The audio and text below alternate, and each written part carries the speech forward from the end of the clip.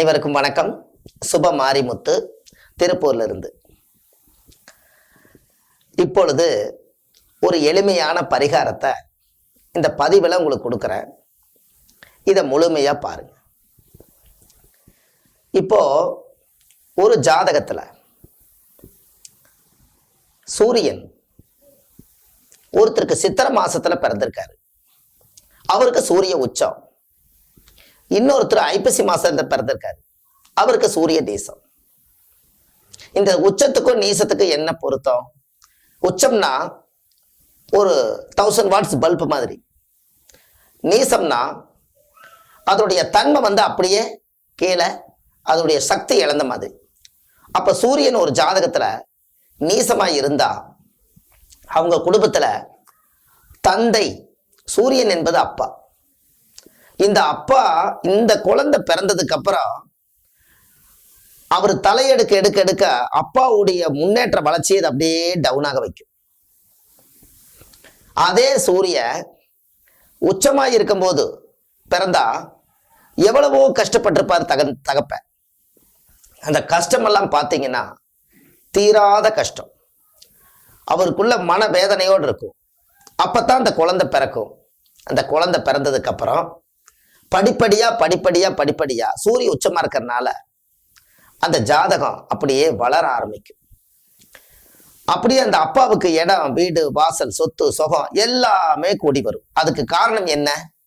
ஒரே பரிகாரம் தான்.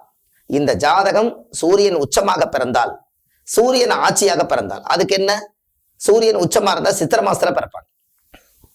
அதே சூரியன் ஆட்சியாக இருந்தா ஆவணி மாசத்துல அந்த குழந்தை பிறக்கும். இந்த ரெண்டு கான்செப்ட் தான் சூரியன் பலம் அடையக்கூடிய இடம். வேற எந்த இடத்துலையுமே இந்த சூரியனுக்கு பலமான ஒரு வேலை செய்யவே இல்லை.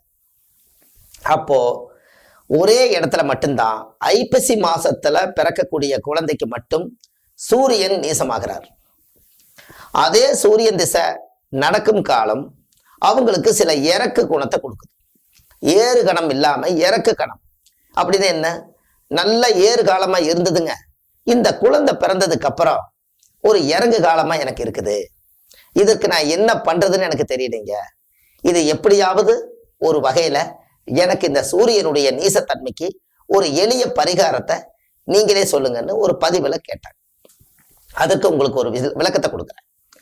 அப்போ சூரியனை நீசமாயிருச்சு, அதுக்காக தந்தையுடைய தொழிலை கீழே கொடுக்க முடியுமா?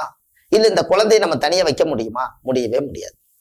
அப்போ தெய்வத்தினுடைய அனுகிரகத்துல போய்தான் இந்த நீசத்தன்மையை நிவர்த்தி செய்ய முடியும். அப்போ யாரெல்லாம் ஐப்பசி மாசத்துல பிறந்திருக்காங்களோ அவங்க குடும்பத்துக்குள்ள ஒரு மூல மந்திரத்தை காலையில எந்திரிச்சு நீங்க சொல்லிட்டு வந்தீங்கன்னா அந்த நீசத்தன்மையில இருந்து அந்த ஜாதகரும் ரிலீஸ் ஆயிருவாங்க, அப்பாவும் தலையெடுக்கிறதுக்கு நல்லா இருப்பாங்க. அதுக்கு ஒரே மூல மந்திரம் எழுதிக்கங்க. ஒரே வார்த்தை தான், ஓம் நமச்சிவாயா. இந்த ஓம் நமச்சிவாயா அப்படிங்கிறத 108 முறை காலையில் எந்திரிச்சு ஒரு பூஜை அறையில நின்று ஒரு விளக்கேத்தி வச்சுட்டு ஓம் நமச்சிவாயா, ஓம் நமச்சிவாயா, ஓம் நமச்சிவாயா இப்படி ஒரு 108 முறை நீங்க சொல்லிட்டு போனீங்கன்னா அந்த குழந்தைக்கும் அந்த சிவனுடைய அருள் வரும். சூரியன் என்பது சிவன். அந்த நீசத்தன்மையில் இருக்கிறனால நீங்க நமச்சிவாய சொல்ல சொல்ல சொல்ல சொல்ல சொல்ல சொல்ல அந்த நீசத்தன்மையிலிருந்து அப்படியே எகிரி மேல வந்து இதை செஞ்சு பாருங்க. உங்களோட வாழ்க்கையில ஒரு மிகப்பெரிய ஒரு மாற்றம் அடையும். ஏன்னா எல்லாத்துக்குமே ஐப்பசி மாசத்துல பிறந்துட்டோம், நல்லா போயிட்டு இருந்தது, என்னன்னு தெரியலைங்க. இந்த குழந்தை பிறந்ததுல இருந்து வளர்ச்சியே கம்மியா இருக்குதும்பாங்க. அதுக்கு காரணம் எதுவுமே இல்லை. ஒரு நல்ல ஒரு பிளானட் உலகத்திலேயே வக்ரம் இல்லாம ஒரு நேர்கோட்டுல வரக்கூடியது ஒரே கிரகம் மட்டும்தான், சூரியன் மட்டும்தான். அப்பேற்பட்ட ராஜ கிரகமே நீசமாயிட்டால், அப்படி ஒரு குழந்தை பிறந்து விட்டால் அப்பாவுடைய வளர்ச்சியை அது கெடுக்குது. அதற்காக ஒரு சில பேர் சொல்லுவாங்க, இல்லைங்களே இந்த குழந்தை பிறந்ததுக்கு அப்புறம் நான் நல்லா தான் இருக்கிறேன்னு. அந்த குழந்தையோட பாயிண்ட் நீசத்தன்மையா இருக்கிறதுனால குறைக்கத்தான் செய்யும். உங்களோட ஜாதகத்துல சூரியன் நல்லா இருக்கிறதுனால நீங்க நல்லா இருப்பீங்க, வளர்ந்துட்டு இருப்பீங்க. ஆனா இது ஒரு பக்கம் கீழே இழுத்துட்டு போயிட்டு இருக்கும். அது இழுக்க கூடாதுங்கிறதுக்காக இந்த ஒரு பதிவு. அப்போ அந்த ஜாதகத்துல சூரியன் நீசமா இருப்பதனால அந்த சூரியன் இருந்து நீசம் தெளியறதுக்காக ஒரு முறை சிவன் கோயில்ல போய் தேங்காய் பழம் பூமாலை கல்கண்டு வாங்கி அர்ச்சனை பண்ணி சாமி கும்பிட்டு வந்து ஓம் நமச்சிவாயா அப்படிங்கிறத 108 முறை சாமி கிட்ட சொல்லிட்டு வந்து தினமும் காலையில் எந்திரிச்சு இது ஒரு மூல மந்திரமா எடுத்து தினம் ஒரு முறை நீங்க சொல்லுங்க. அந்த குழந்தையுடைய ஆயுள் ஸ்தானமும் நல்லா இருக்கும், அப்பனுடைய ஆயுளும் நல்லா இருக்கும்.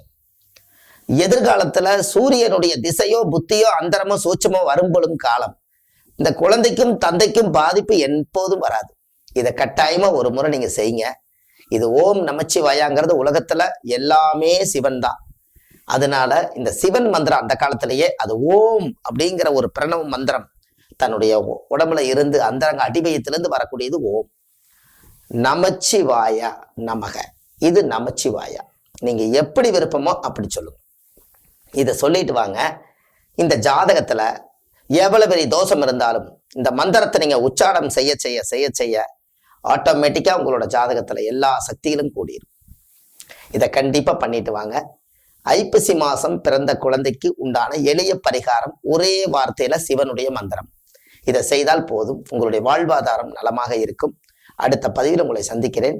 சுபம் மாரிமுத்து, திருப்பூர்ல இருந்து. நன்றி, வணக்கம்.